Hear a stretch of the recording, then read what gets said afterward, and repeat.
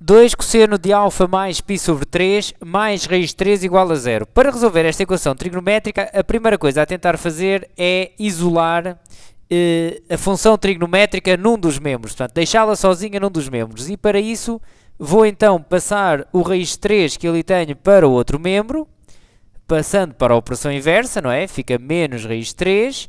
E agora, este 2 que está aqui a multiplicar, passa também para a operação inversa, e fica então a dividir ali pelo menos raiz de 3, não é? Ficamos então com menos raiz de 3 sobre 2.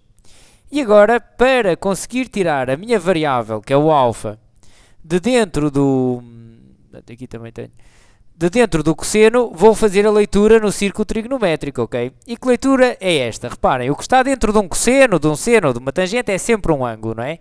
Então, eu posso fazer a seguinte leitura. O cosseno deste ângulo, e este ângulo é o alfa mais o π sobre 3, portanto, o cosseno deste ângulo é igual a menos raiz de 3 sobre 2. E eu pergunto, este valor que está aqui é um valor familiar? É um valor que está tabelado? Bom, ele não está propriamente tabelado, não é daqueles valores que encontramos na tabela ou que vemos portanto, no primeiro quadrante do círculo trigonométrico, mas é parecido com um dos que está lá, é da mesma família, digamos, ok? E por isso vamos visualizar aqui no círculo qual o cosseno cujo ângulo dá menos raiz de 3 sobre 2. Isto não ficou bem um círculo, mas dará para perceber o objetivo e, portanto, vamos fazer então aqui uma determinada análise, que é a seguinte. Qual é o ângulo que eu conheço que tem um valor parecido com este? Um valor para o cosseno. É o raiz de 3 sobre 2, não é?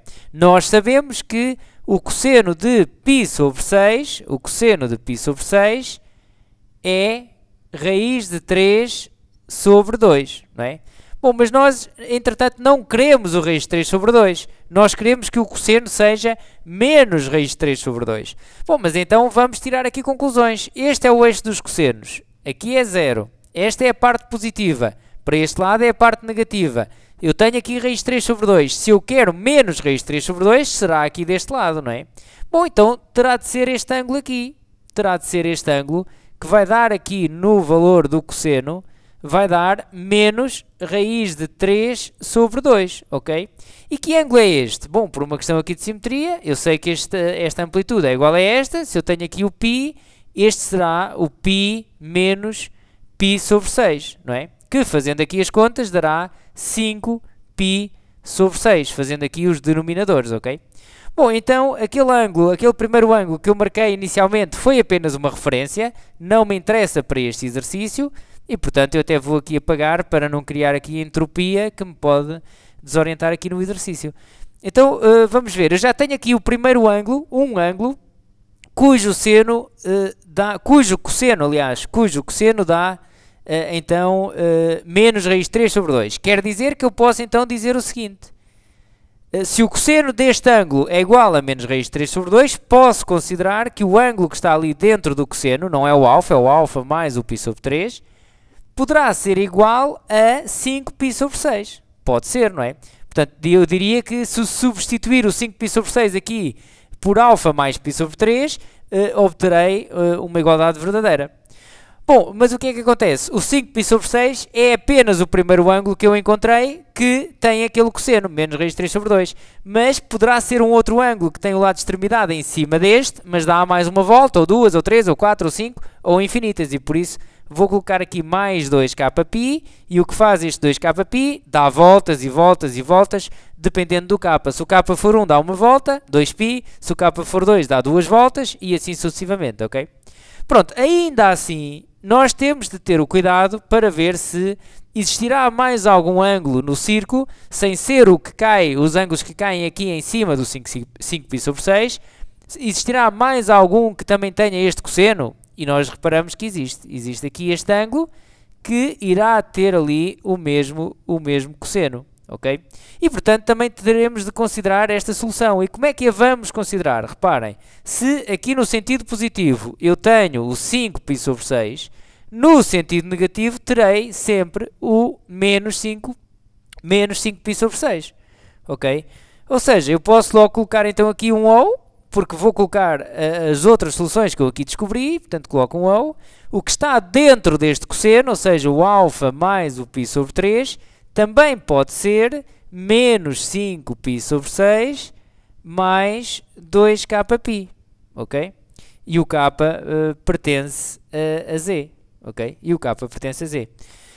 Bom, agora é só resolver isto em ordem alfa, ou seja, eu tenho a equação resolvida quando o alfa estiver apurado, não é? E, portanto, passo este π sobre 3 para o outro membro, ficamos então, agora é uma questão de cálculo, ok?